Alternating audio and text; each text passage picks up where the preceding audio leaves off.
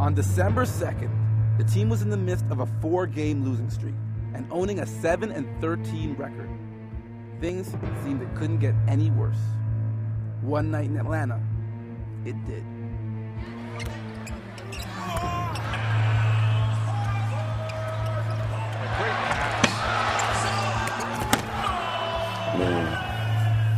Going in, we thought it was just a regular game. We didn't know he was going to go in and lose like that. Evans, tough shot. Pachulia gets bumped. Bibby in the corner. The mood after that game, I think it was just a boiling point. Just to where everybody had enough. And, we just didn't want to deal with it anymore. We didn't want to deal with the performance we were putting out, the effort, anything. We should be embarrassed. Tonight was just total embarrassment. Anytime a team scores 140, 150 points, you can't say we did anything right on defense. It was about time. Everybody who was involved in this game should be embarrassed. Well, nobody likes to get beat, especially like that. That's plain and simple fact. And I think the way it happened, it was like sometimes, you're going to get beat. You're going to get beat by 20, 30 points sometimes, maybe once, maybe twice a year. But 146 points, that's the thing about it. It wasn't like we were struggling offensively. It was all defense. We weren't giving our best effort, and it was apparent.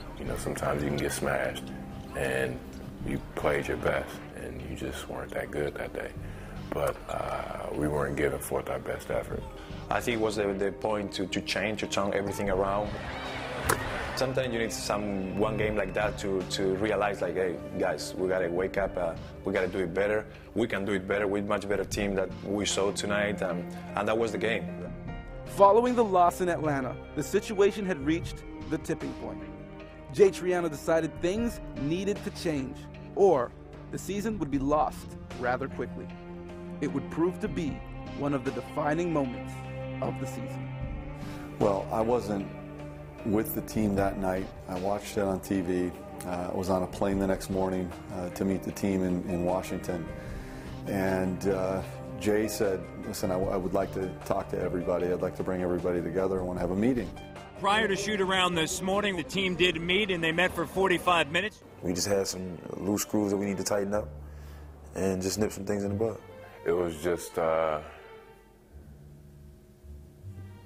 getting things out in the open. Jay basically laid it out there for the players to feel a sense of urgency, needed to discuss some of the things that needed to be done from a communication standpoint within the locker room. Players needed to communicate better. Our lack of communication was kind of making something seem like it was there when it wasn't. So I think we just needed to talk about it.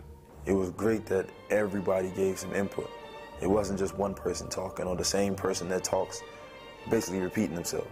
I think it's always nice when the older guys speak up, being that they've experienced everything that the younger guys are about to see, and everybody taking heed to it and being humble enough that if the comment may be directed your way, that you listen and just try to take the criticism and try. You got to care about winning, have some pride in yourself. We have to play well together and just care. In adversity, you got to stick together. The veterans have to find a way to pick everybody else up and realize, hey, you may not like the way it's going right now, but you have to find a way to clean it up, and the only way to do it is everybody stick together. And the thing that I wanted to, express to everybody is that regardless if we had a team meeting and the next game we lose, as long as we go out there and we play a better brand of basketball, you play with energy and the most effort you have. And at the end of the day, when you can look in the mirror and say, we fought hard. We might not have came up on the winning side of things, but we left it all out there on the court, and everybody can be satisfied with that. Well, that cleared the air a little bit. Just getting it off our chest and having to address some things was necessary.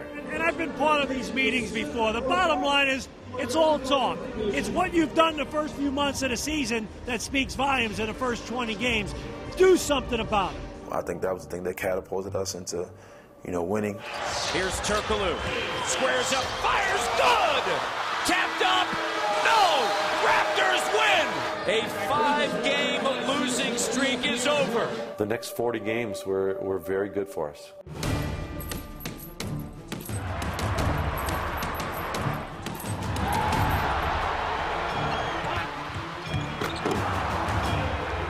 Ahead to Sonny, leaving it for Dort. It's Donovan!